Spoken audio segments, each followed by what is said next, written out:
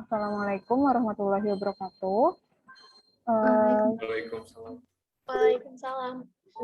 Selamat datang di praktikum kedua kimia dasar. Minggu lalu udah sepintas ya belajar tentang pengenalan alat-alat di laboratorium. Kalian sudah menonton videonya belum? Sudah, Bu. Sudah ya. Ada yang mau sharing? Di video itu ada apa aja sih yang kemarin dibahas? Kan ada alat-alat, terus fungsinya. Ada yang ingat nggak alat-alat yang dibahas di video itu apa aja? Boleh, Bu. Silakan, Sarah ya? Iya, Bu. Pertama ada tabung reaksi untuk mereaksikan bahan-bahan. Tabung reaksi ini ada yang dari plastik, ada yang gelas. Terus yang kedua ada pipet tetes, itu untuk mengambil cairan atau larutan. Ada pipet mikro, ada yang volume. Terus yang ketiga ada beker glass untuk menampung cairan. Terus yang keempat ada gelas ukur untuk mengukur suatu cairan. Ada labu ukur juga untuk larutan primer atau induk. Terus ada botol semprot yang diisi Aquades. Terus ada Erlenmeyer untuk titrasi asam basa. Ada burek yang diisi cairan yang untuk bantu Erlenmeyer itu. Terus ada pH meter untuk menghitung pH larutan. Ada vortex untuk mencampur bahan-bahan. Ada timbangan digital untuk mengukur bahan. Terus ada kacarologi untuk menimbang bahan. Ada banyak, Bu. Oke, rajin ya Sarah ya dicatat semua apa-apa aja yang dikenalkan di video tadi. Nah sebenarnya untuk alat-alat di laboratorium nggak cuma itu aja. Jadi yang kemarin dijelaskan itu hanya yang paling sering digunakan, yang biasa digunakan saat melakukan penelitian atau saat praktikum kayak gitu. Kalau misalnya lebih dalam lagi nanti harus dilihat langsung sih dan harus dipelajari juga fungsi-fungsinya itu digunakan untuk penelitian apa aja.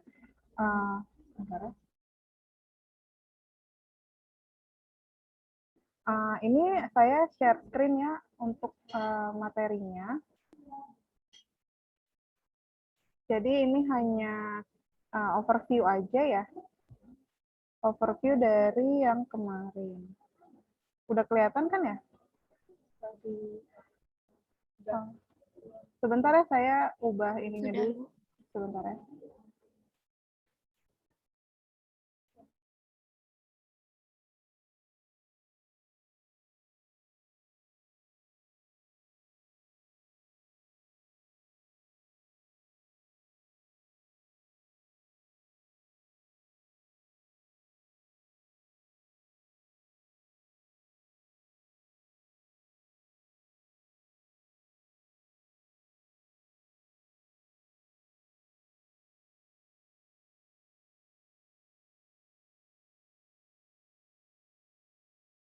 Oke, udah kelihatan ya. Jadi ini untuk pengenalan alat. Nah, kalau ini kemarin sempat udah dijelasin ya tentang rencana pembelajaran semester ini untuk praktikumnya. Kemudian untuk tata tertib sudah dijelaskan juga ya. Dan pembagian kelompok juga sudah tahu ya untuk kelas A. Nah, ini adalah kita masuk ke pengenalan laboratorium. Jadi kalau di sini penjelasannya mengenai peralatan apa aja yang terdapat di laboratorium, kemudian bahan-bahannya, bahan-bahan apa aja yang terdapat di laboratorium yang biasa digunakan sebagai regen penelitian kayak gitu. Nah, laboratorium itu apa? Laboratorium adalah suatu bangunan berupa ruangan tertutup atau terbuka, dia itu sifatnya bisa permanen atau laboratorium bergerak, dikelola secara sistematis yang di dalamnya dilengkapi dengan peralatan dan bahan-bahan sesuai dengan bidang keilmuan tertentu. Nah, tujuan pembuatan laboratorium ini adalah untuk melakukan percobaan ilmiah, kemudian untuk penelitian, praktik pembelajaran, misalnya seperti kalian nanti, kemudian kegiatan pengujian, kalibrasi alat, atau untuk memproduksi bahan tertentu. Nah, kalau untuk laboratorium kimia sendiri adalah suatu ruangan pengujian zat-zat kimia, baik yang dilakukan secara kuantitatif ataupun kualitatif. Ada yang tahu nggak bedanya kuantitatif dan kualitatif itu apa? Ada yang tahu? Zahra tahu bedanya kualitatif dan kuantitatif? Kalau kualitatif menentukan kualitas dari bahan tersebut, kalau kuantitatif menghitung zatnya gitu. Ya Seperti kurang lebih itu, Bu. seperti itu. Benar. Jadi kalau kualitatif itu biasanya yang kita lihat itu kayak perubahan warna atau misalnya apakah ada perubahan bentuk kayak gitu, apakah ada tiba-tiba muncul asap atau tidak kayak gitu. Nah itu biasanya pengujian kualitatif. Kalau kuantitatif tadi benar ada angka yang dihitung. Biasanya jadinya jumlah larutan yang digunakan berapa banyak kayak gitu. Kadar dari zat gizi misalnya, nah itu adalah kuantitatif. Nah, laboratorium kimia sendiri itu dibedakan lagi menjadi laboratorium kimia analitik, kimia organik, anorganik, instrumen fisika dan lain-lain. Jadi tergantung dari jenis penggunaannya nanti. Nah, syaratnya nih, syarat minimal laboratorium itu seperti apa? Laboratorium itu harus memiliki bangunan yang kokoh, terus ventilasinya juga cukup. Kemudian memiliki tata ruang yang baik dan keamanan dan kenyamanan selama melakukan praktikum. Kemudian di dalam laboratorium itu juga harus memiliki prosedur keselamatan yang sesuai. Jadi harus ada jalur evakuasinya, kemudian harus ada alat pemadam kebakarannya. Karena laboratorium itu kan di dalamnya menggunakan banyak alat-alat, misalnya ada oven atau misalnya ada lemari asam. Kemudian banyak bahan-bahan kimia yang mudah bereaksi gitu. Jadi riskan atau beresiko untuk terjadi kebakaran, sehingga harus tersedia alat pemadam kebakaran dan juga jalur evakuasinya itu harus memadai gitu. Kemudian ada fasilitas laboratorium. Fasilitas laboratorium itu ada ya listrik, air, meja praktik, ada lemari asam, dan ventilasi yang cukup baik. Ada yang tahu nggak lemari asam itu apa sih? Kebayang nggak sama kalian? Nih, lemari asam. Jadi kalau bahan-bahan kimia itu dia kan banyak yang ada yang bersifat korosif, kemudian dia juga ada yang aromanya itu menusuk kayak gitu. Nah biasanya kita menggunakan lemari asam, jadi ketika kalian mau menggunakan bahan kimia tersebut, digunakannya di lemari asam agar dia nggak terhirup si aromanya tadi itu atau bahan kimianya nggak terhirup sama kita. Jadi nanti si aromanya itu akan dikeluarkan melalui lemari asam kayak gitu. Kemudian memiliki peralatan yang cukup baik. Jadi peralatan yang cukup baik itu peralatannya berfungsi dengan baik, kemudian dirawat dengan baik dan alatnya itu terkalibrasi. Jadi biar penggunaannya itu pengukurannya itu akurat kayak gitu. Makanya harus selalu dilakukan kalibrasi alat. Kemudian bahan reaksi yang digunakan cukup baik.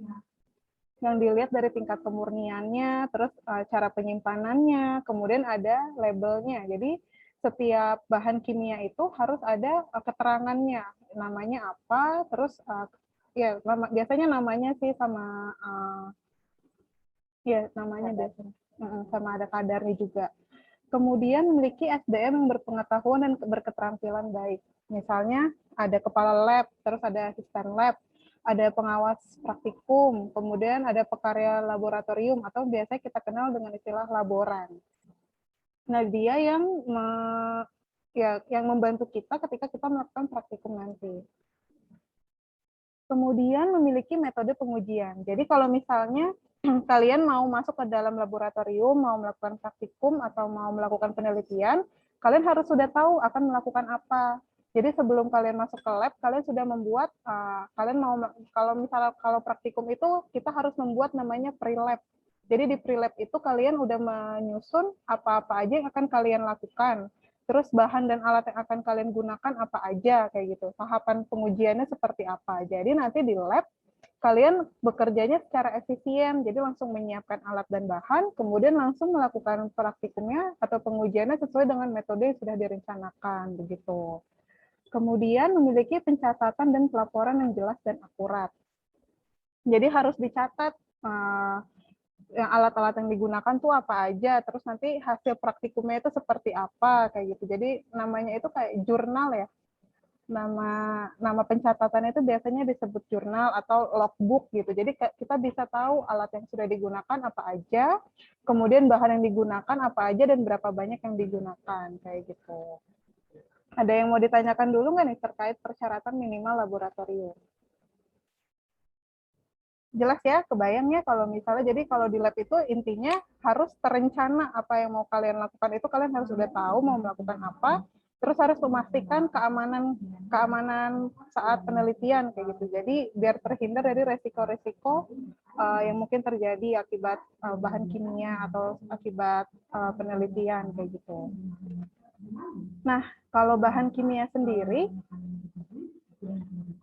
itu dia di sifat-sifat bahan kimia itu biasa diketahui dari material safety data sheet. Jadi buat kita tahu bahan kimia ini tuh sifatnya seperti apa aja sih, terus apakah dia berbahaya, terus sifat bahayanya itu seperti apa. Nah, bahan kimia sendiri itu dia dibedakan jadi 3 jenis, ada yang padat, cair, dan gas. Ada yang mau kasih contoh nggak? Contoh bahan kimia yang padat gimana, atau apa namanya, yang cair apa, yang gas apa, ada yang tahu? Nggak apa-apa ngasih satu contoh aja nih yang kira-kira kalian ketahui. Coba Bagus. Bagus tahu nggak? Muhammad Bagus Mario. Ya, Bu.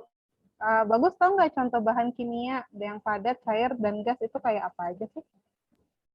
Contoh bahan kimia pada cair yang padat, cair, sama gas. Ya, atau salah satunya kira-kira kamu tahu nggak? Kalau yang gas itu kan biasanya kayak hidro, apa sih? Bentar. Kalau gas tuh hidrokarbon kalau nggak salah. Padat. Aduh, lupa. Bentar, Ibu. Coba sambil Bagus nyari, saya mau pilih. Oh, Syakira angkat tangan. Silakan Syakira. Izin menjawab Bu, sebelumnya maaf kalau salah. Ya. Bahan kimia yang padat itu contohnya seperti emas, ada kayu, nikel, apalagi ya, gula juga, dan masih banyak lagi. Kalau cair itu kayak asam klorida, bensin, kayak gitu-gitu. Kalau gas tuh kayak oksigen, karbon dioksida, dan lain-lain. Terima kasih. Ya, benar. Kayak gitu bahan kimia. Tapi mungkin kalau itu benar, tadi bahan kimia berdasarkan sifatnya ya, tadi yang padat, emas juga salah satunya adalah bahan kimia. Kemudian yang cair juga benar, tadi contohnya ada asam klorida ya. Nah, gas itu hidrogen, oksigen itu adalah contoh-contoh bahan kimia juga. Nah, lanjut ya. Berarti kira-kira kalian sudah bisa membedakan ya, kira-kira kayak dari jenis yang tadi bahan kimia itu seperti apa aja. Nah, kalau misalkan berdasarkan kualitasnya, bahan kimia itu dibagi menjadi 3. Ada bahan kimia teknis, pro-analisis, dan material references. Biasanya kalau yang teknis ini yang kita gunakan untuk latihan, kayak misalnya nanti kalau kalian praktikum, itu kalian menggunakan bahan kimia yang kualitasnya teknis. Jadi dia kualitasnya itu biasanya nggak terlalu, kualitasnya tuh mungkin bisa dikatakan kualitas yang rendah. Jadi karena cuma untuk digunakan untuk alat latihan aja kayak gitu. Kecuali misalnya kalian mau melakukan pengujian yang benar, misalnya kalian mau melakukan pengujian analisis kadar protein, maka bahan yang digunakan itu adalah yang pro analisis kayak gitu.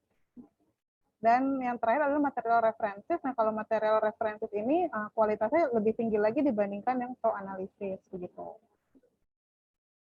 Kemudian kalau misalnya nih kalian bekerja dengan bahan kimia, apa-apa aja yang harus kalian lakukan? Yang pertama itu kalian harus menghindari kontak langsung dengan bahan kimia. Makanya kalian harus menggunakan APD. Jadi biasanya menggunakan sarung tangan. Terus kalian juga mengambilnya misalnya menggunakan pipet tetes kayak gitu. Jadi nggak boleh langsung kalian ngambil H2SO4 pakai tangan kalian langsung kalian ambil kayak gitu nggak boleh. Jadi harus menggunakan alat. Kemudian hindari menghirup langsung uap bahan kimia. Karena kan uap bahan kimia itu bisa jadi dia dapat merusak sistem pernafasan kita gitu. Jadi kalau misalnya kalian mau menghirup uap bahan kimia, nggak boleh langsung kayak gini. Jadi buat tahu tuh paling kayak diginiin sama kalian untuk tahu aromanya kayak gitu. Dan biasanya juga jarang kayak gitu untuk menghirup langsung. Dan kalau misalnya sampai terhirup, itu kalian harus buru-buru minum susu ya. Buru-buru pokoknya untuk menetralisir biar tercegah nggak sampai terkontaminasi kayak gitu. Terus jangan mencicipi atau mencium bahan kimia kecuali ada perintah khusus kayak gitu. Jadi ya nggak boleh, namanya itu kan bahan kimia ya, bahan-bahan berbahaya kan, kita nggak tahu nantinya akan dapat merusak sistem tubuh kita gitu. Dan tadi ya kalau misalnya mau menghirup atau buat tahu bahan kimianya apa, dikibaskan ke arah hidung, jadi nggak boleh langsung kalian mendekatkan hidung kalian ke botol bahan kimianya kayak gitu.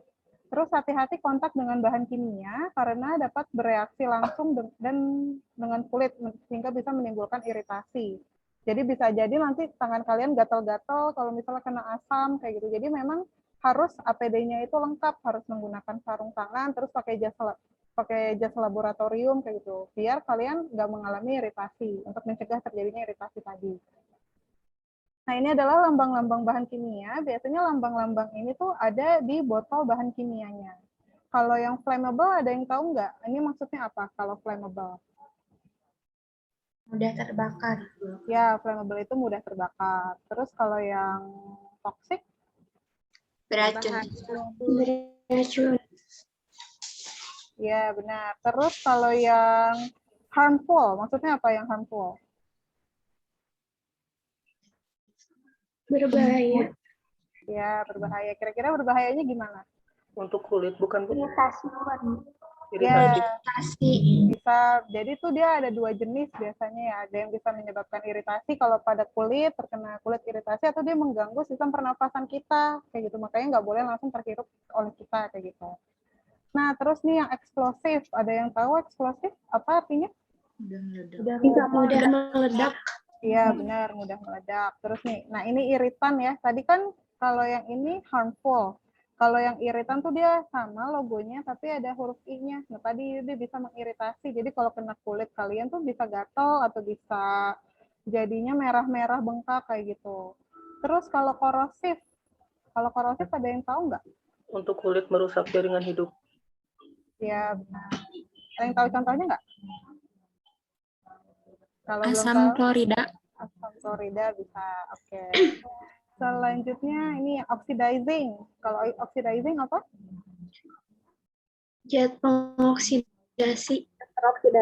Iya, dia mudah teroksidasi, jadi mudah terbakar juga kayak gitu. Terus kalau dangerous for the environment. Bahaya bagi lingkungan. Bahaya bagi lingkungan. Iya. Jadi makanya kalau setelah menggunakan ini, pembuangan limbahnya itu harus benar, jangan sampai dibuang sembarangan karena dia bisa berbahaya tadi, bisa merusak lingkungan kayak gitu. Nah, di sini kan belum ada contoh-contohnya bahan kimianya apa aja ya. Nanti kalian harus cari dari lambang bahan kimia ini, kira-kira contoh bahan kimianya itu apa aja sih ya? Nanti kalian cari. Nah, ini adalah alat-alat praktikum. Kayaknya kalau alat praktikum udah dipaparkan di video ya. Udah banyak yang dipaparkan di video. Ada tabung reaksi, tabung sentrifugal juga ada ya di video. Terus buret, corong juga ada di video. Terus corong Buchner, kalau corong Buchner ini biasanya kalau untuk filtrasi ya, untuk filtrasi. Dia biar lebih cepat, biasanya menggunakan corong ini. Kemudian ada corong pisah, lalu pipet tetes dan batang pengaduk. Kalau pipet tetes ya untuk mengambil bahan kimia, batang pengaduk itu untuk mencampurkan bahan kimia. Terus nih desikator. Ada nggak di video desikator? Belum ada ya? Kalau desikator ini, Nggak ada. dia fungsinya untuk mendinginkan. Jadi kan kalau misalnya kalian habis melakukan pemanasan, jadi kalian mau misalnya analisis kadar abu. Kalau dari menggunakan kadar abu itu kan ada namanya alat namanya tanur. Jadi dia seperti oven, tapi suhunya itu lebih tinggi dari oven. Nah, setelah si sampelnya itu dipanaskan dari tanur, dikeluarkan dari tanur, dia kan harus didinginkan. Nah, biar proses pendinginannya itu lebih cepat, dia biasanya menggunakan desikator. Jadi si sampelnya tadi dimasukkan ke dalam desikator, terus kalian ya nanti kalian simpan di situ biar dia pendinginannya itu lebih cepat, terus juga biar stabil. Kenapa harus dimasukkan ke dalam desikator terlebih dahulu? Biasanya kan kalau kalian mengukur sampel itu kalian mau tahu nih beratnya berapa jumlahnya kan, berapa beratnya. Nah, kalau misalnya masih dalam keadaan panas, nah nanti tuh beratnya jadi nggak stabil, jadi bisa naik turun. Nah, biar beratnya stabil itu kan suhunya harus diturunkan, maka disimpan dulu di dalam desikator kayak gitu. Kemudian ada beaker gelas atau gelas piala. Nah, ini juga untuk cuman buat ini tahu ini sih volume. Jadi misalnya kalian mau ngambil bahan kimia dengan volume tertentu, kemudian dia bisa bahan kimianya itu yang nggak terlalu berbahaya, nah bisa menggunakan beaker gelas. Nggak mesti yang benar-benar spesifik gitu volumenya. Jadi bisa kasar 150 ml, nah itu bisa menggunakan beaker gelas. Kemudian Erlenmeyer itu untuk titrasi ya, biasanya untuk titrasi. Kemudian kaca arloji itu sebenarnya sebagai wadah bahan kimia aja sih. Kalau bahan kimianya padat diambilnya menggunakan kaca arloji. Atau misalnya dia untuk saat terjadi proses reaksi gitu, misalnya untuk menutup Erlenmeyer juga suka menggunakan kaca arloji. Kemudian labu ukur itu misalnya kalian mau melakukan pengenceran. Misalnya kalian mau mengencerkan H2SO4 jadi menjadi 500 mili misalnya. Nah, itu menggunakan labu ukur. Jadi udah volumenya itu sudah pas. Kemudian ada set alat destilasi, ini tuh untuk destilasi, set alat destilasi. Kemudian, nah ini juga ada gelas ukur, lalu ada pipet ukur. Nah, bedanya dengan pipet tetes, di pipet ukur ini ada volumenya. Jadi kalian bisa tahu berapa misalnya mau pakai 5 mili. Nah, itu lebih jelas di sini terlihat. Kemudian pipet volume. Nah, pipet volume juga sebenarnya sama, ada volumenya, cuman dia untuk kalau misalnya kalian mau ngambilnya spesifik, mau langsung 50 mili, nah ini 50 mili. Kalau misalnya pipet ukur, misalnya kalian ditambahkan lagi 5 mili, ditambahkan lagi 5 mili, kan susah ya kalau ngukur berkali-kali, makanya menggunakannya pipet ukur. Terus ini neraca analitik. Nah, neraca analitik itu timbangan sebenarnya cuman dia sangat spesifik, dia tuh sampai 4 angka di belakang koma. Jadi kalian bisa ngukur sampai 0,0000001 gram gitu. Jadi dia sangat spesifik gitu neraca analitik. Karena kalau misalnya kalian melakukan pengukuran sampel bahan kimia atau misalnya kalian mau menguji kadar lemak dari biskuit misalnya. Nah, itu akan berpengaruh gitu terhadap hasilnya. Kalau misalnya cuma beda 0,05 gram misalnya, itu tuh sebenarnya sangat banyak nanti pengaruhnya. Jadi harus detail atau spesifik sampel yang diukur. Maka harus menggunakan neraca analitik. Kemudian ini alat non gelas dan alat penunjang praktikum. Ada kawat kasa dan kaki 3. Ada yang tahu nggak ini buat apa? Ayo, ada yang tahu? Untuk pemanasan, Ibu. Ya, untuk pemanasan. Jadi biasanya di bawahnya ini, di bawah kaki 3-nya ada spiritus atau ada bunsen, terus di atasnya kita taruh kasa, nanti baru dipanaskan kayak gitu. Nah, ini untuk alat pemanasan. Kalau klem dan statif, kayaknya ini ada di video, tahu? Kalau si klem dan statif ini dia tuh untuk penyangga buret. Kan kalau kalian mau melakukan titrasi, buretnya di atas ini kan, nah dia disangga oleh klem dan statif. Jadi si klem dan statif ini tuh mereka satu kesatuan gitu, dan dia digunakannya tadi untuk titrasi. Terus pembakar spiritus dan pembakar bunsen, sama ya untuk pemanasan. Kemudian tabung reaksi. Tabung reaksi sepertinya ada ya di video. Lalu barometer itu ya seperti termometer, terus ada pipet. Pipet itu dimasukkan biasanya pakai tadi ya yang pipet ukur. Nah, ini menggunakan pipet yang ini nih. Terus termometer, terus ada water bath. Water bath juga untuk pemanasan. Nah, kalau ini link videonya kan udah ditonton ya, mungkin nanti kalian bisa nonton lagi, tinggal klik aja link yang ini. Kemudian, nah ini untuk laporan. Jadi kan kalau laporan yang kimia dasar ini, laporan pertamanya itu tentang alat dan bahan bahan kimia di laboratorium dan juga K3. Untuk yang bagian alat dan bahan laboratorium, nanti di dalam laporan kalian itu tercantum ini ya, apa sih prinsip cara pengambilan dan pemindahan bahan kimia itu harus kayak gimana. Terus pemanasan bahan kimia dengan menggunakan gelas ukuran gelas kimia itu prinsipnya seperti apa. Nanti ini kalian cari ya, terus harus ada di dalam laporan kalian. Terus mengapa sebelum mengambil bahan kimia harus membaca dengan seksama label dan kode yang tertera. Tadi kan labelnya dan kodenya itu beda-beda tuh. Nah itu kenapa sih harus kita perhatikan dulu sebelum mengambil bahan kimia tersebut gitu. Terus pengertian dari lambang-lambang kimia dan contoh bahan-bahannya. Tadi kan lambang bahan kimia itu ada 8. Nah contohnya tuh apa aja sih? Yang dari 8 itu kalian coba cari. Kemudian fungsi dari peralatan kimia yang digunakan di laboratorium. Tadi kan ada banyak ya. Kira-kira yang tadi udah dijelaskan tuh fungsinya apa aja. Kalau misalnya kalian nemuin lagi nih, boleh kalian cantumkan juga di laporan kalian. Oke, sampai sini ada yang mau ditanyakan dulu nggak?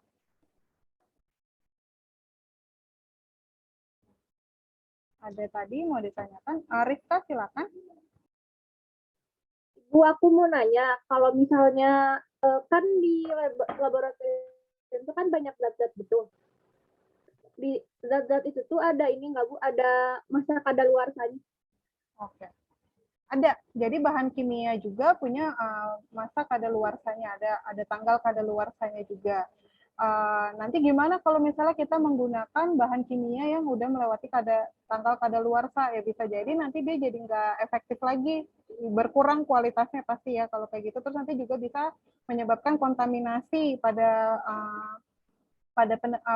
sampel yang kalian ukur misalnya. Jadi harus diperhatikan juga tanggal kadaluarsa dari bahan kimia tadi kayak gitu. Dan itu beda-beda. Saya juga kurang tahu ya cara penentuan kadaluarsanya itu seperti apa, tapi setiap bahan kimia ada tanggal kadaluarsanya dan berbeda-beda untuk setiap jenis gitu. Jelas ya Rifka? Jelas Bu, makasih. Iya, ada lagi yang ingin bertanya? Altop, silakan Altop. Izin bertanya Bu, untuk format pengerjaan laporannya ada? Ada, oke. Nanti saya jelaskan formatnya itu habis ini. Jadi habis ini ada materi tentang K3. Saya penjelasan dulu tentang K3, nanti setelah K3 saya jelasin format laporannya. Oke?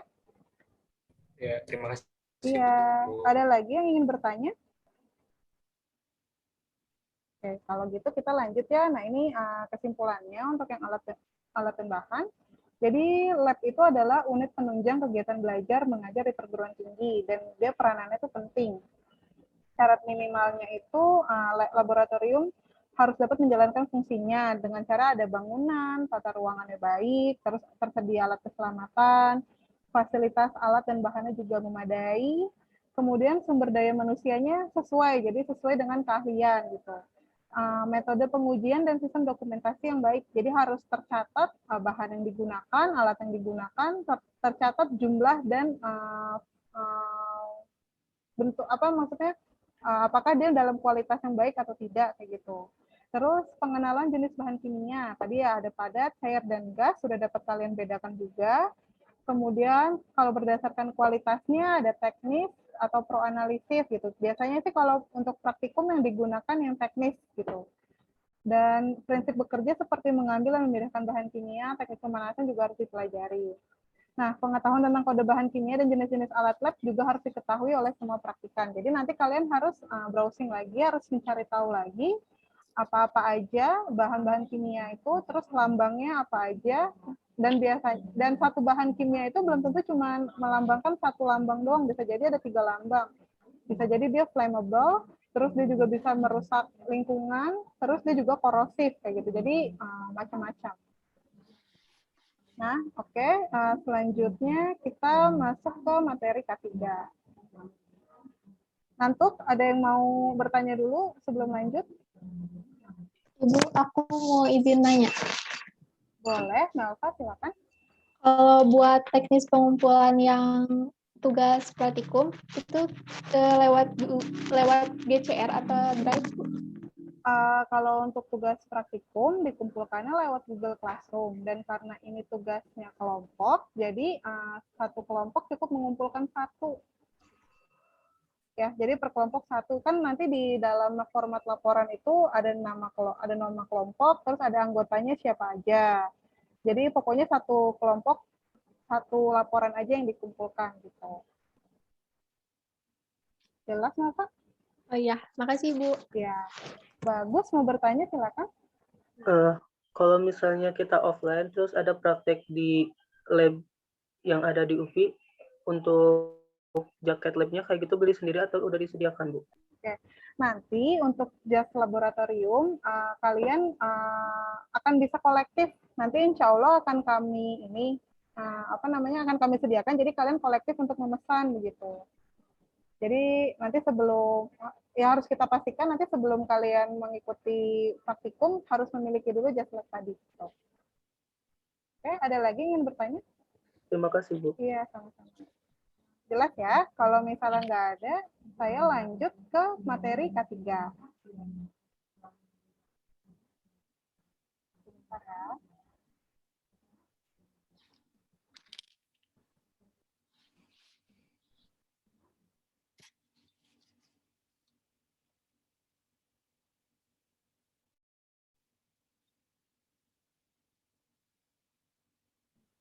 Nah, ini adalah K3, Kesehatan dan Keselamatan Kerja. Tadi saya lupa nanya, adakah dari kalian yang lulusan SMK, misalnya SMK analis kimia atau apa, analis kesehatan, ada? Atau semuanya dari... Saya Ibu. Oh, ada. Siapa? Zahra? Dulu dari SMK apa?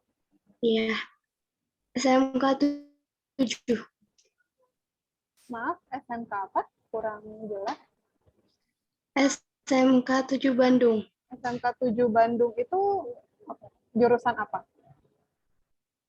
Jurusan analisis kimia. Oh, berarti udah jago nih Zahra pasti kimianya ya. Kemudian Hilda. Kayaknya jagoan Zahra daripada saya. Kalau Hilda gimana? Dari mana? Suaranya nggak kedengeran Hilda. Nah, pakai headset. Coba.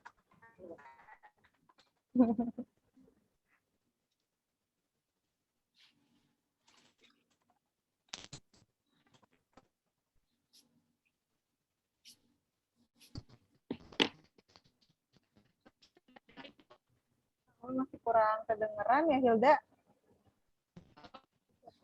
Kalau enggak nih via chat nanti saya baca.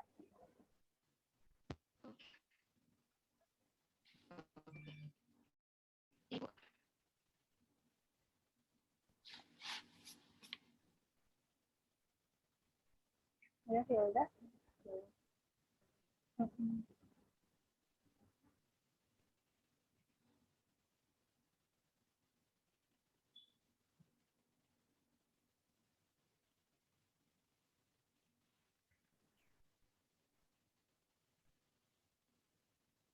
Oke, Hilda enggak.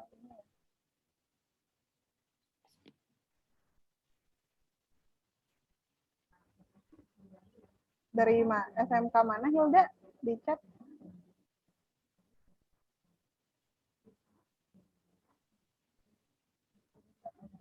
Dari jurusan apa sama analis kimia juga?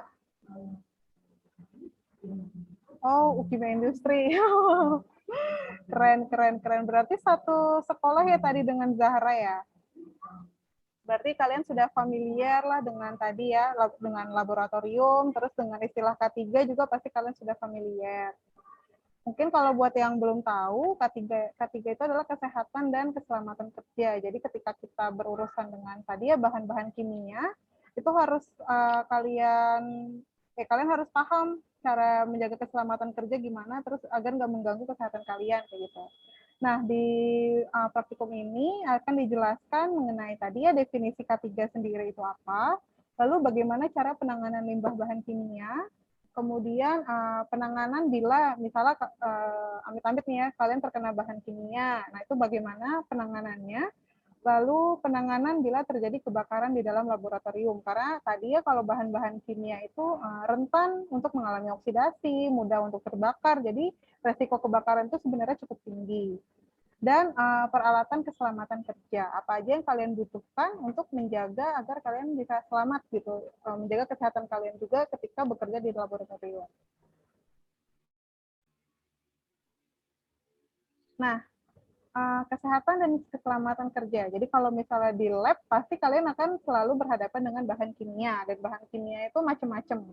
Dan di lab juga biasanya kita menyimpan bahan kimia gitu. Jadi walaupun kalian nggak menggunakan, tetap ada resiko terkena paparan dari bahan kimia yang ada di dalam lab tadi. Terus setiap bahan kimia itu sifatnya berbeda-beda. Ya tadi aja bahkan ada 8 jenis lambang gitu kan. Jadi mereka punya karakteristiknya masing-masing dan juga membutuhkan penanganan tertentu. Jadi cara penanganannya itu berbeda setiap bahan kimia.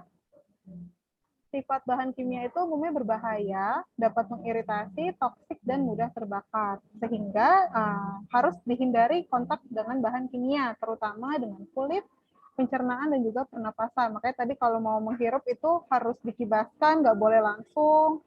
Terus kalian harus menggunakan sarung tangan, karena memang sangat berbahaya.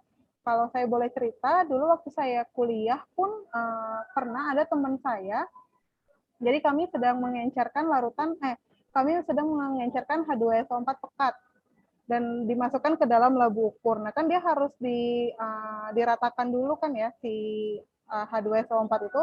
Ternyata dia nutup labu ukurnya itu nggak rapat gitu sehingga tumpah dan terkena tangannya. Nah, tangannya jadi kayak terbakar gitu, jadi gosong.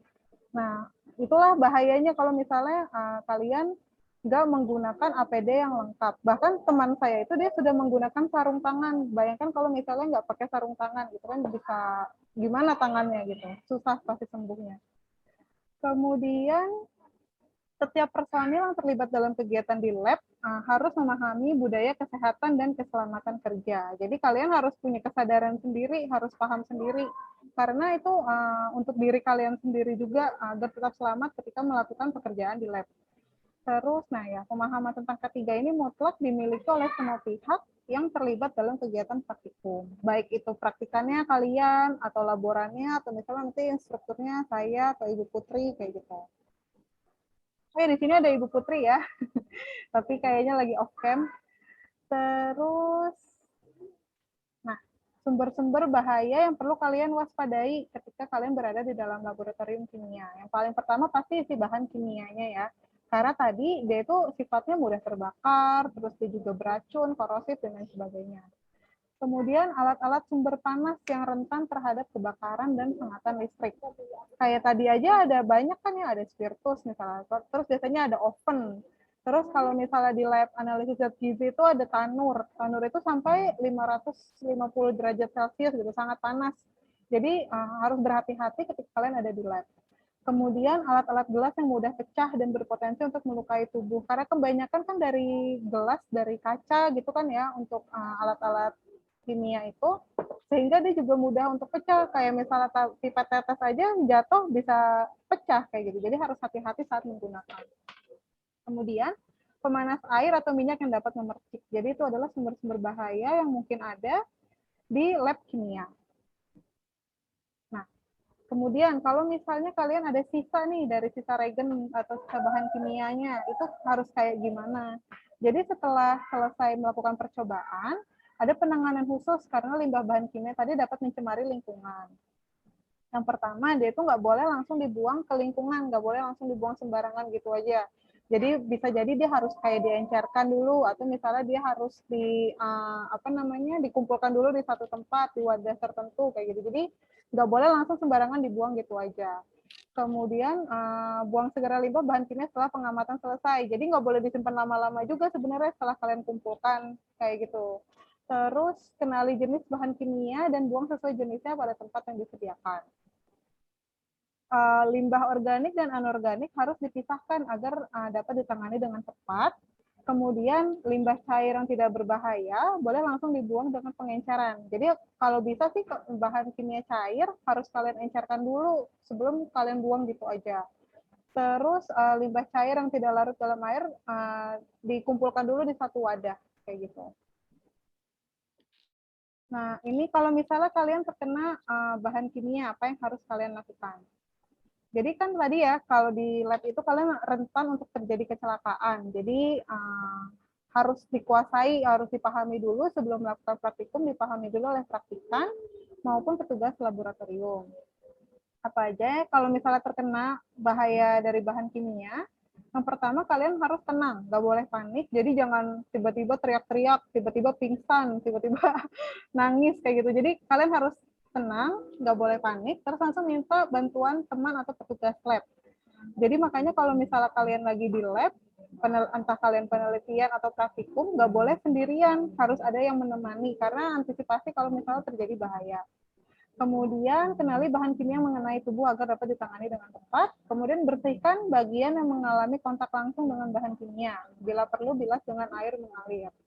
Kalau kayak tadi ya misalnya kena H2SO4 langsung dialiri dengan air gitu. Biar tujuannya itu biar si bahan kimianya nggak menempel lama di permukaan tubuh kalian. Kemudian bila terkena tumpahan bahan kimia jangan digaruk agar tidak menyebar. Karena dia kalau misalnya tangan kalian atau terkena kulit itu biasanya jadi gatal-gatal. Nah itu nggak boleh langsung digaruk. Jadi nanti menyebar takutnya. Terus bawalah keluar ruangan supaya banyak menghirup oksigen. Dan segera bawa ke fasilitas kesehatan terdekat bila membutuhkan penanganan lebih lanjut. Kalau saya sih dulu setelah praktikum suka disuruh minum susu buat netralisir gitu katanya. Kalau misalnya netralisir dari bahan kimia tadi. Gitu. Terus, nah ini contohnya ketika penanganan kecelakaan kerja di lab. Yang pertama, kalau misalnya bahan asam terkena kulit atau baju kalian, cuci dengan air sebanyak-banyaknya, kemudian dinetralkan dengan amonia. Atau kalau misalnya kena bahan basah pada kulit atau baju kalian, cuci juga dengan air, terus netralkan dengan larutan asam borat 4% dan asam asetat 1%. Kalau misalnya asam kuat masuk ke dalam mulut, keluarkan asam dari mulut kalian, terus kalian kumur-kumur dan netralkan dengan larutan NaHCO3 5%.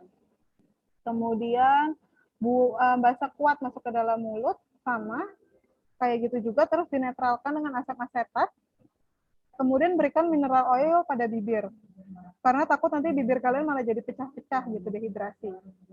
Terus kalau luka tergores, kena pecahan, alat gelas dan lain sebagainya harus dicuci dengan alkohol. Kemudian berikan iodium tinctur 2%. Jadi nanti ini harus kalian ingat kalau misalnya sewaktu-waktu atau kalau terjadi kejadian buruk gitu di lab. Kemudian kalau misalnya terjadi kebakaran, karena tadi ya bahan kimia itu banyak yang rentan untuk terbakar, apa yang harus kalian lakukan? Yang pertama sama, tetap tenang, terus segera bunyikan alarm tanda bahaya. Cuman kalau di lab itu bisa jadi alarmnya itu nggak nyala gitu. Jadi kalian harus dibuka harus cari alat pemadam kebakaran dulu gitu. Terus identifikasi bahan yang terbakar itu apa sih harus kalian ketahui, dan dia ada klasifikasiannya. Dan dipadamkan sesuai dengan jenis bahan yang terbakar itu. Kalau di sini contohnya, misalnya di bahan kelas B, dia itu misalnya seperti bensin, minyak tanah, dan lain sebagainya, maka dia tidak boleh disiram dengan air. Terus kalau misalnya kalian harus menghindari menghirup asap secara langsung, jadi harus menggunakan masker atau tutup hidung dengan sapu tangan.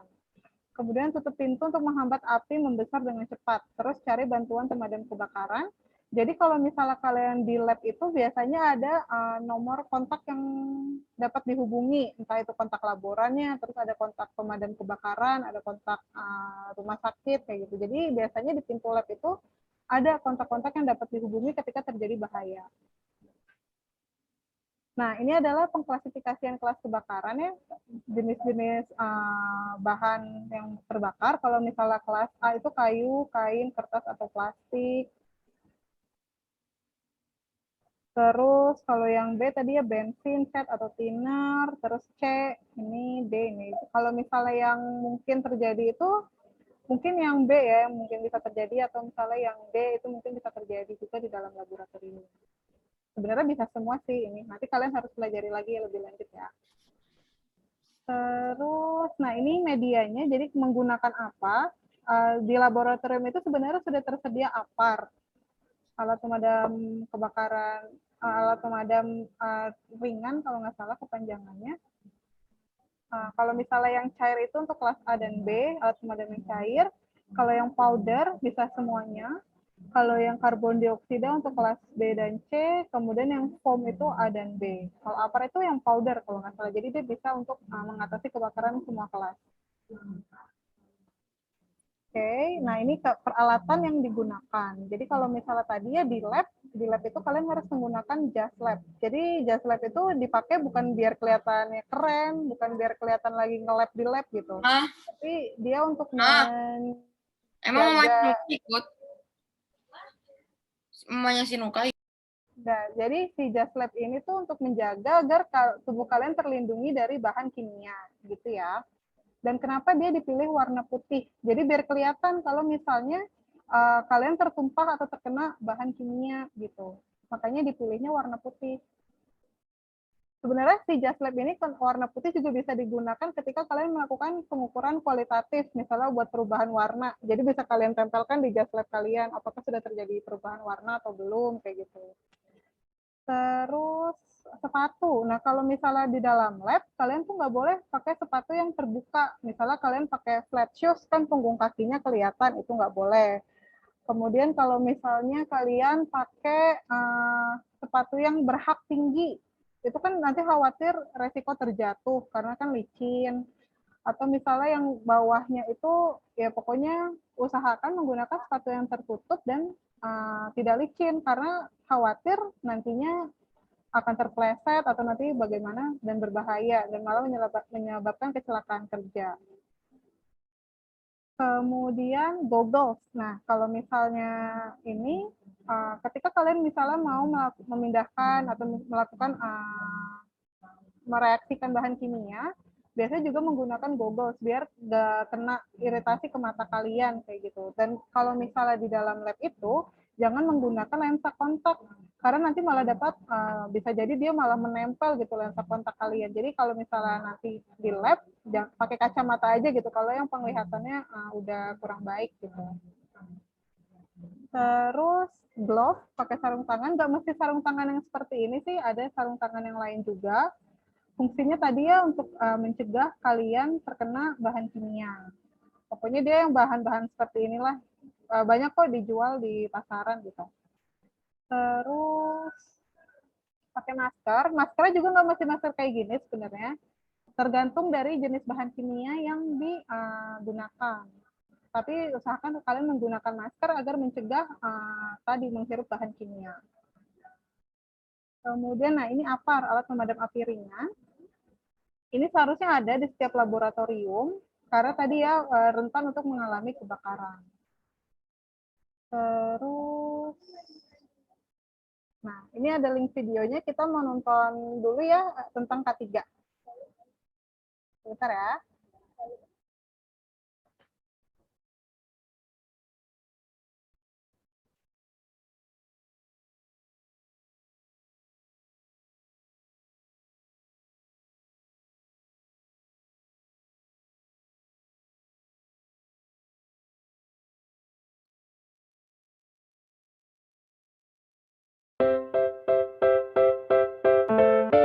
Assalamualaikum warahmatullahi wabarakatuh. Selamat datang di Praktikum Kimia Dasar Prodi Gizi FPLK UPI. Kali ini kita akan membahas mengenai K3 atau kesehatan dan keselamatan kerja. Pekerja di lab akan berhadapan dengan bahan-bahan kimia setiap saat. Kemudian banyak bahan-bahan kimia yang berbahaya, ada yang mengiritasi, ada yang toksik dan juga mudah terbakar dan lainnya. Karena itu kita harus memahami kesehatan dan keselamatan kerja agar kita terhindar dari segala bahaya akibat pekerja di laboratorium. Bahan-bahan yang perlu diwaspadai selama bekerja di lab kimia adalah yang pertama, bahan kimia yang mudah terbakar, beracun, korosif, mudah meledak, karsinogen, dan lainnya. Kemudian, alat-alat sumber panas yang rentan terhadap kebakaran dan sengatan listrik seperti kompor, alat pemanas, oven, lampu, dan sebagainya. Kemudian ada alat-alat gelas yang mudah pecah dan berpotensi melukai tubuh. Ada juga pemanas air atau minyak yang dapat memercik ke dalam tubuh. Yang pertama akan kita bahas mengenai tahapan bekerja di lab. Untuk memahami kesehatan dan keselamatan kerja, ada tahapan bekerja di lab. Untuk tahapan persiapan, setiap praktikam harus paham terhadap prosedur kerja yang akan dilakukan di lab. Kemudian harus mengetahui jenis-jenis bahan apa saja yang digunakan yang memiliki bahaya bagi percikan. Kemudian peralatan-peralatannya harus disiapkan secara tepat. Kemudian jangan lupa peralatan pelindung tubuh seperti jas lab yang berwarna putih. Kemudian alat-alat pelindung diri lainnya yang dibutuhkan saat praktikum. Yang pertama adalah ini yang saya gunakan, contohnya adalah jas lab. Jas lab digunakan baiknya adalah berwarna putih. Kemudian ada sarung tangan, hand gloves. Ada yang tebal, ada yang tipis. Ini menyesuaikan dengan penggunaan alat-alat bahan-bahan kimia yang digunakan. Untuk yang lebih tebal itu digunakan untuk bahan-bahan kimia yang tingkat toksisitasnya lebih tinggi dibandingkan yang tipis. Kemudian ada masker khusus ya, jadi khusus untuk jadi ada dua jenis masker ini, ada yang satu filter, ada yang dua filter. Yang satu filter ini memang bawaannya seperti ini, ada filternya dan digunakannya seperti ini.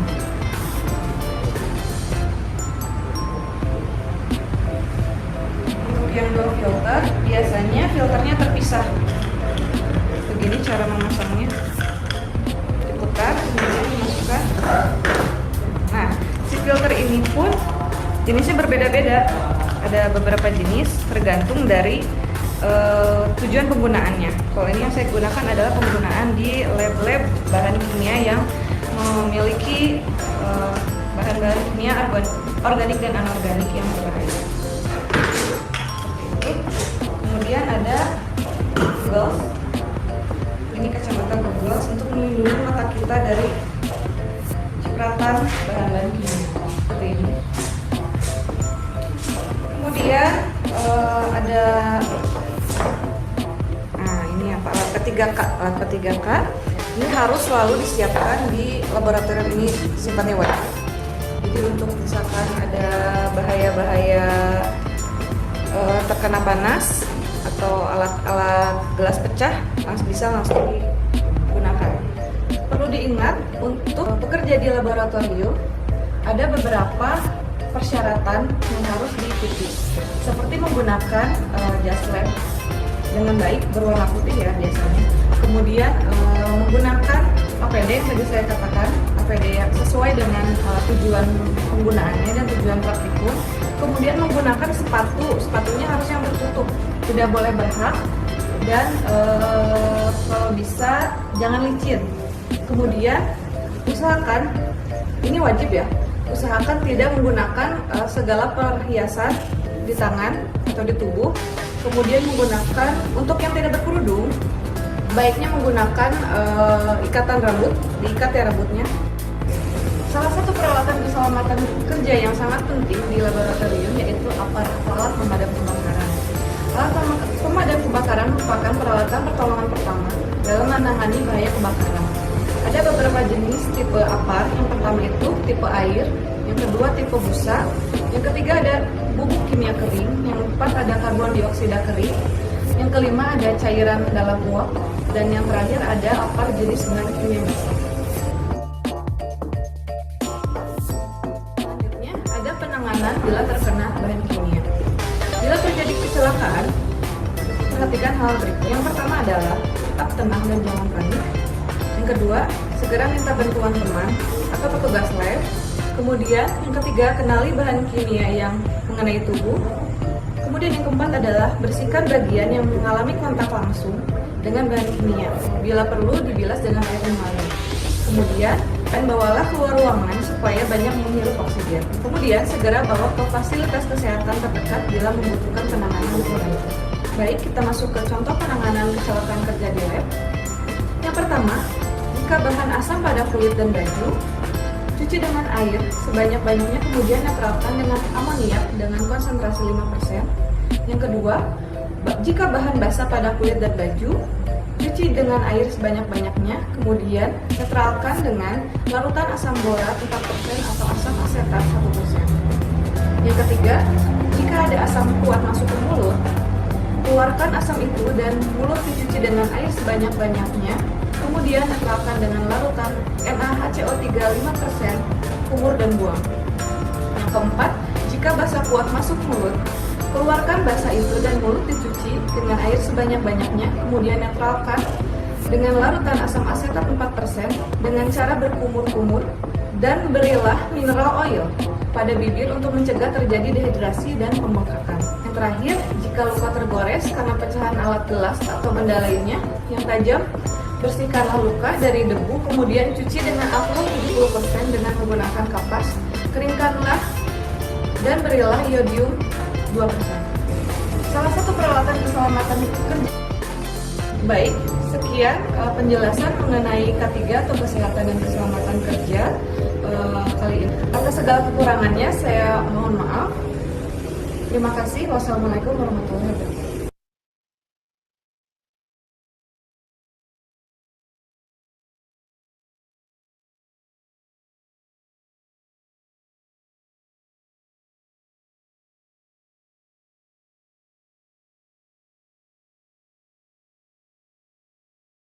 Ada yang ingin ditanyakan dulu nggak tadi dari videonya?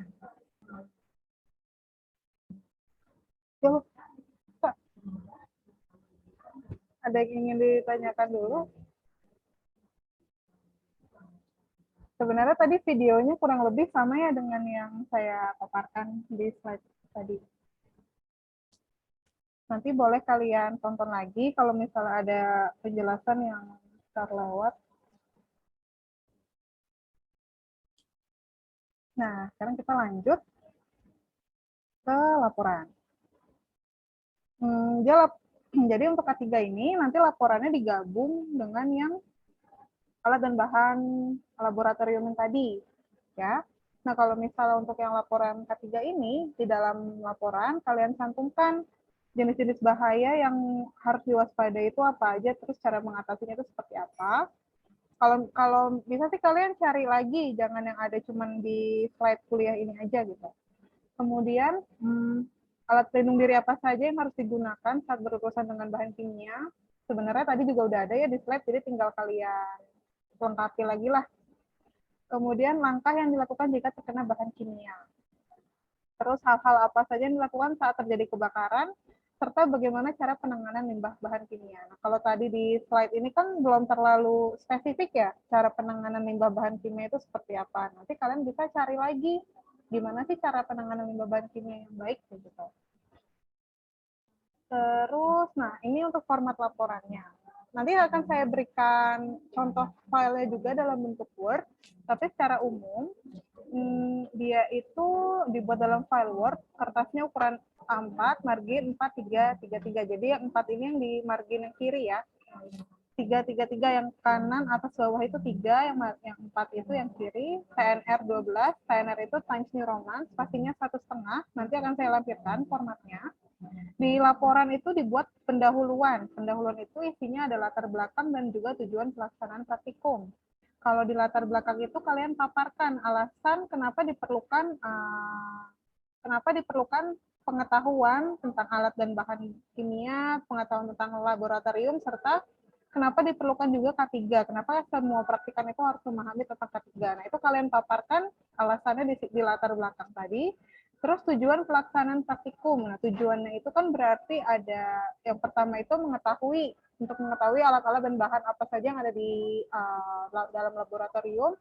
Terus yang kedua itu sebenarnya untuk mengetahui tentang prinsip K3, tentang prinsip K3 kayak gitu. Seenggaknya ada 2 tujuan itu yang kalian masukkan di dalam pendahuluan.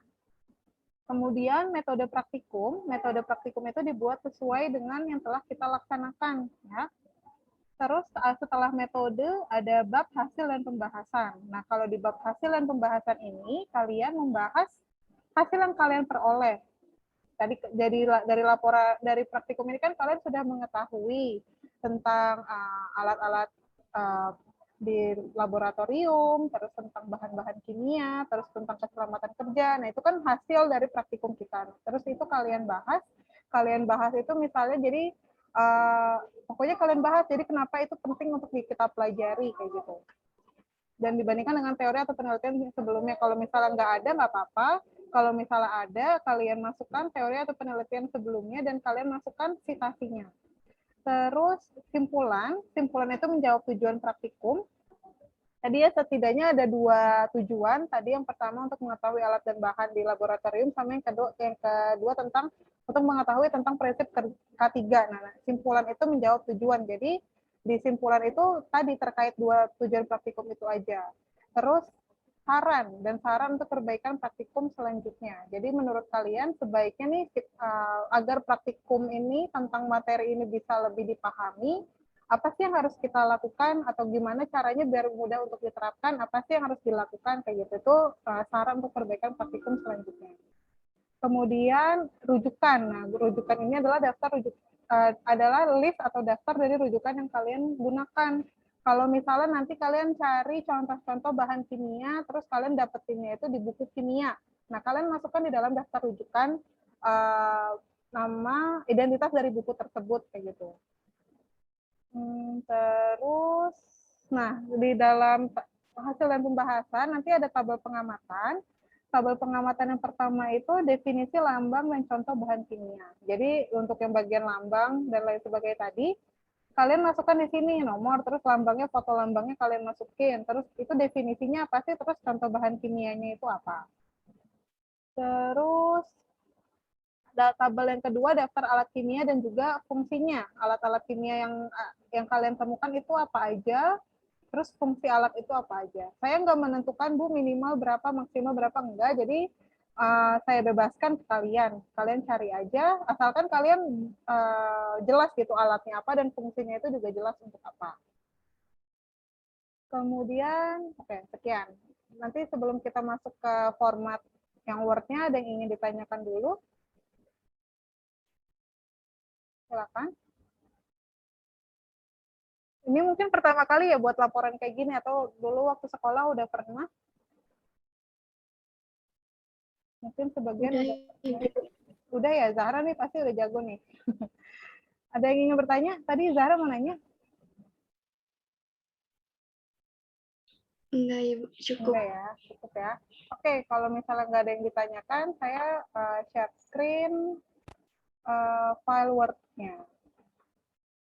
Jadi untuk format laporan ini sebenarnya kita latihan. Nanti kan kalian akan menulis skripsi ya.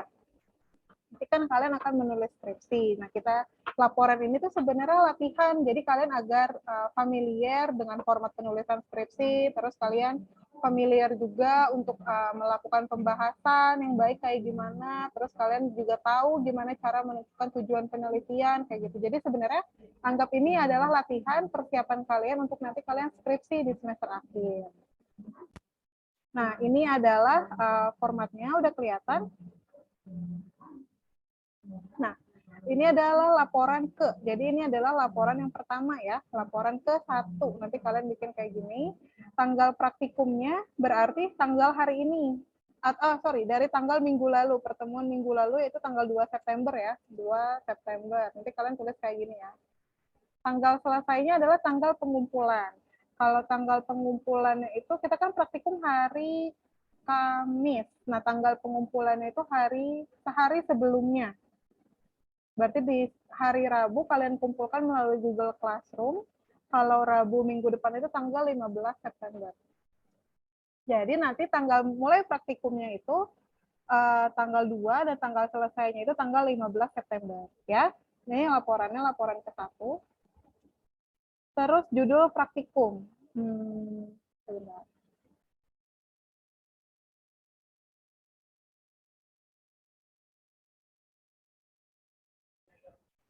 Untuk judulnya pengenalan laboratorium, gitu aja, pengenalan laboratorium. Terus oleh kelompok berapa? Misalnya oleh kelompok 1. Siapa saja anggotanya kalian sebutkan di sini, namanya siapa, NIM-nya berapa, kalian masukkan. Terus dosen praktikumnya siapa? Kalau kelas A itu berarti ada 3 dosennya ya, Ibu Syifa, Ibu Putri, dan saya. Oke? Terus ini untuk cover, jelas ya. Nah, ini pendahuluan. Pendahuluan itu memaparkan alasan yang melatar belakangi pelaksanaan praktikum. dapat terdiri dari 4-5 paragraf. Mungkin kalian waktu SMA sudah belajar ya cara membuat latar belakang. Jadi kalau buat latar belakang itu biasakan dari topik yang paling umum dulu, terus baru nanti mengerucut sampai di akhir kalian, setelah kalian memaparkan alasannya, baru nanti di akhir kalian tahu, oh oleh sebab itu penting untuk melakukan atau penting untuk mengetahui alat-alat di laboratorium atau untuk mengenali laboratorium kimia sebelum melakukan penelitian misalnya. Kayak gitu. Jadi nanti terdiri dari 4-5 paragraf, nggak usah banyak-banyak ya. Kemudian tujuan praktikum, tujuan dilaksanakan kegiatan praktikum. Tadi ada 2 ya yang saya sebutkan. Yang pertama itu untuk mengetahui alat dan bahan di laboratorium. Kemudian yang kedua itu untuk mengetahui prinsip K3. Nanti tinggal kalian buat aja kalimatnya yang sesuai ya. Gunakan bahasa yang baku dan formal. Kemudian metode, waktu dan tempat. Waktunya berarti dari minggu lalu ya, dari tanggal 2 sampai hari ini, tanggal 9. Tempatnya, karena kita kuliahnya online, cantumkan aja tempat praktikumnya itu meeting Zoom, lewat via Zoom kayak gitu atau gimana. Terus alat dan bahan itu kalian cantumkan aja yang kalian dapatkan alat dan bahannya dari praktikum ini, yang dijelaskan ada apa-apa aja. Terus prosedur praktikum. Ini adalah misalnya contohnya ya, jadi kalau misalnya prosedur praktikum itu harus dibuat dalam diagram alir, ya, dan dibuat dalam kalimat pasif, karena itu kan kalian lakukan, kayak gitu kan ya. Alat dan bahan dipersiapkan, dilakukan preparasi sampel, ini contohnya. Nanti saya pengen lihat dulu nih kalian membuat prosedur praktikumnya seperti apa. Saya bebaskan di sini, tapi kuncinya adalah untuk prosedur praktikum itu, dia dibuat mengalir gini seperti ini, dibuat diagram alir, dan kalimat yang digunakan adalah kalimat pasif ya, dipersiapkan, dilakukan preparasi sampel, dilakukan pengamatan kayak gitu. Ini saya bebaskan ke kalian, prosedur praktikum kalian seperti apa menurut kalian yang kita lakukan.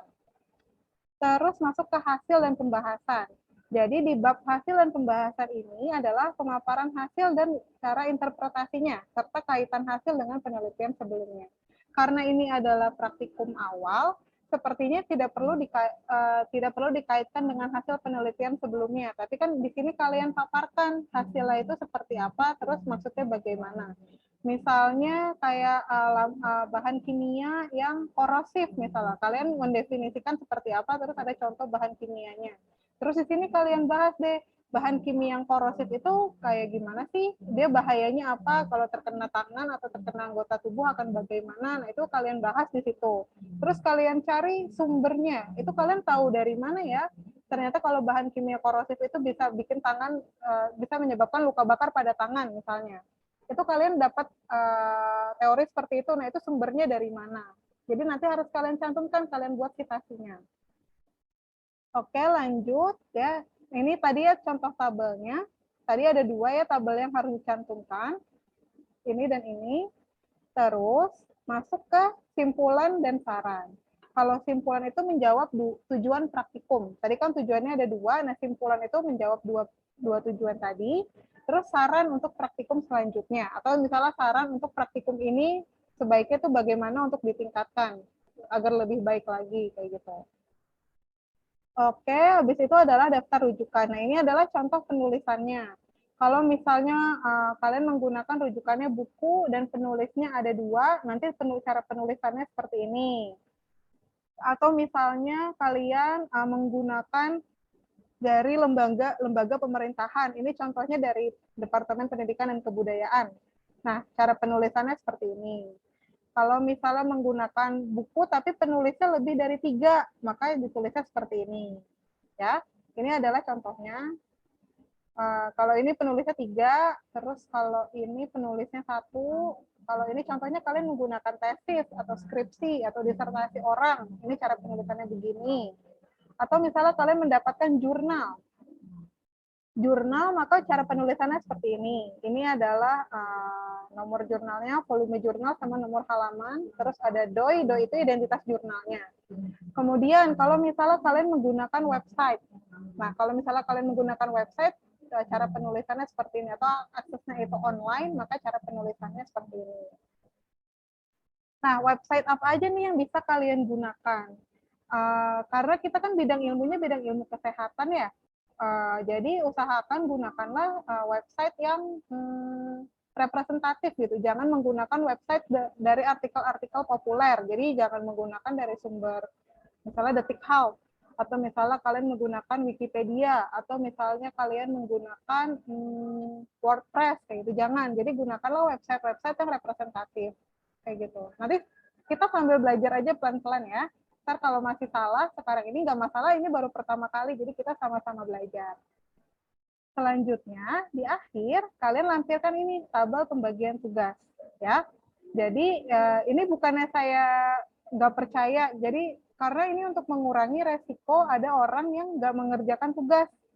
Jadi di sini tuh ketahuan siapa yang kerja, dia kerjanya ke bagian apa. Ini tuh membiasakan kalian, tujuannya bukan karena saya nggak percaya, atau saya pengennya agar kalian itu bertanggung jawab dengan tugas yang sudah diberikan. Kayak gitu ya. Jadi bisa ketahuan, bisa diperbaiki bareng-bareng. Misalnya Syifa.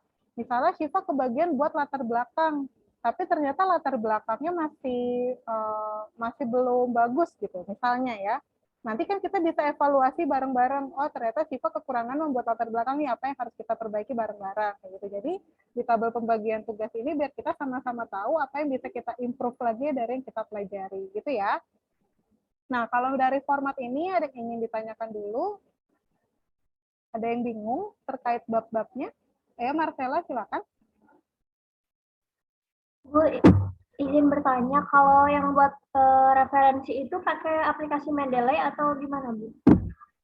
Iya, kalau misalnya dia penulisannya itu format apa ya? Kalau misalnya mau pakai Mendeley bisa, bentar ya.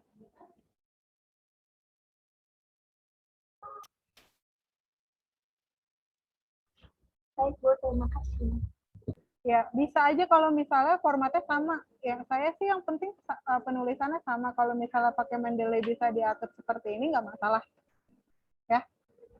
Oke, ada lagi yang ingin bertanya? Oke, kalau misalnya udah jelas, nanti ini akan saya upload di Google Classroom kita ya. Nah, kalau misalnya udah nggak ada yang ditanyakan lagi, jangan lupa mengisi daftar hadir. Udah pada mengisi daftar hadir? Sudah, Bu. Sudah ya. Nah, kalau misalnya sudah, sekian praktikum kita hari ini. Terima kasih atas perhatiannya ya. Semoga kita bisa improve lebih baik lagi ke depannya. Terima kasih atas perhatiannya. Minggu depan praktikumnya dengan Ibu Putri ya. Oke, sekian dari saya. Kurang lebihnya mohon maaf. Wassalamualaikum warahmatullahi wabarakatuh.